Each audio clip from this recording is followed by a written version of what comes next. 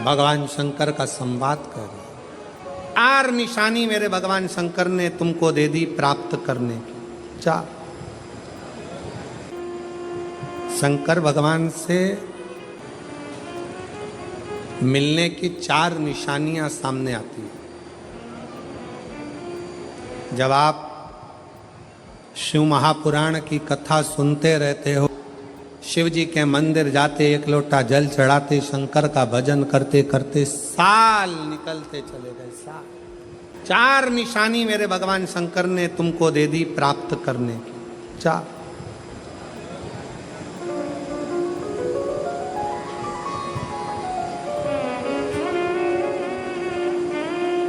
4 संकेत शिव मिलने के, शिव समागम के, शंकर को प्राप्त के। पहला संकेत भगवान शंकर देते हैं अपने भक्त को, जो भगवान शिव की कथा को निरंतर सुनता रहता है, शिवालय जाता रहता है, 1 लोटा जल चढ़ाता रहता है, शिव को भजता रहता है, श्री शिवाय नमस्तुभ्यम कहता रहता है। उसको पहला संकेत भगवान शंकर देते हैं अपने मिलन का, उसको स्वप्न में दर्शन देते हैं। जब भगवान शंकर का दर्शन बार बार स्वप्न में होने लगे, समझ लेना कि तुमने पहली परीक्षा पास कर ली, तुम दूसरी क्लास में पहुंच रहे। दूसरी क्लास।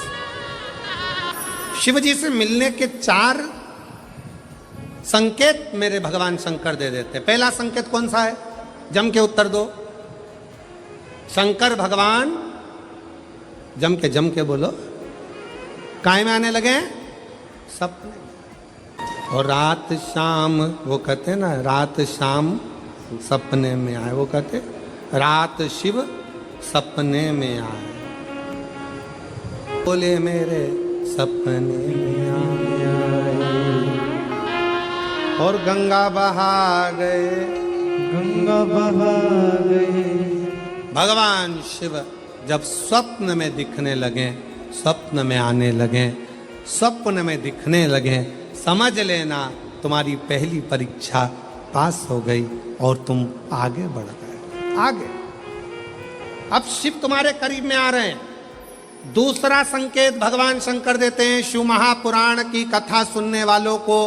पहला संकेत शिव जी ने दिया, अगर शंकर सपने में आए समझ लेना शिव जल्दी मिलने वाले हैं। दूसरा संकेत, जिस शिवलिंग की तुम घर में पूजन करते हो, जिस शिवलिंग के मंदिर में पूजन करते हो, मान लो वो शिवलिंग कभी तुमको उसमें शंकर का प्रतिबिंब दिखने लगे, कभी तुम्हें ऐसा लगे कि कोई मुझे झांक रहा है, कभी तुम्हें ऐसे लगे कि मंदिर में और कोई भी है, तुम्हें कभी लगने लगे कि ये शंकर का शिवलिंग हिल रहा है, कभी तुम्हें लगे तुम्हारे घर में रखा हुआ शंकर का शिवलिंग कोई मनुष्य की आकृति जैसा दिख रहा है, कभी तुमने लगने लगे कि जिस मंदिर में मैं जाती हूँ वहाँ का शंकर का शिवलिंग ऐसा लग रहा है कि मंदिर में और भी लोग बैठे हैं। तुम मंदिर से निकल रही थी, पीछे से कोई की आवाज़ आई, तुमने पलट कर देखा कोई नहीं, तुम्हें लगने लगे, समझ लेना कि तुमने शिव पुराण की दूसरी परीक्षा पास कर ली। शंकर तुम्हारे करीब में आने चाहिए, शिव तुम्हारे करीब में आ रहे हैं,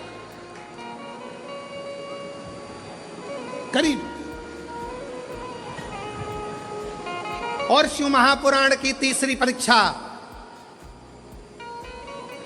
शंकर संकेत देते हैं मिलन का संकेत। पहला संकेत स्वप्न, दूसरा संकेत अपने इष्ट मूर्ति का हलचल, और तीसरा संकेत जब आप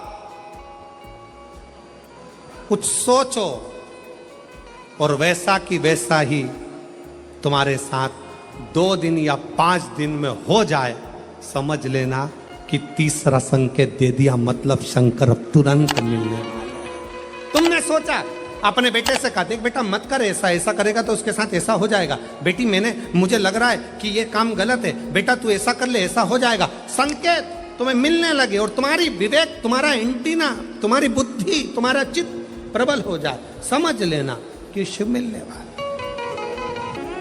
संकेत शिव। तीसरे नंबर का संकेत भगवान शंकर देते हैं, जब आप शंकर के मंदिर में जाकर बैठो या अपने पूजन के स्थल पर जाकर बैठो और शंकर जी से आप बात कर रहे हो और उसका जवाब शिव देना प्रारंभ कर दें, संकेत में देना चालू कर दे, समझ लो शिव मिलने वाला। चौथा संकेत, अब चतुर्थ नंबर का संकेत, और ये संकेत नहीं, ये शिव का मिलना है। जब ये 3 परीक्षा पास हो जाती है तो चौथे नंबर की परीक्षा पास करने की जरूरत नहीं पड़ती है। दुनिया के लोग कहते हैं कि भगवान आते हैं 2-4 घंटे रुकते हैं, सब झूठ है। भगवान एक क्षण के लिए आता है और तुम्हारे सामने आकर तुम्हारे सामने से निकल कर चले जाता है और तुम्हें महसूस करा देता है कि मैं तेरे सामने आया था और निकल कर चले गया, तुम मुझे पहचान नहीं पाया। आता है, आए।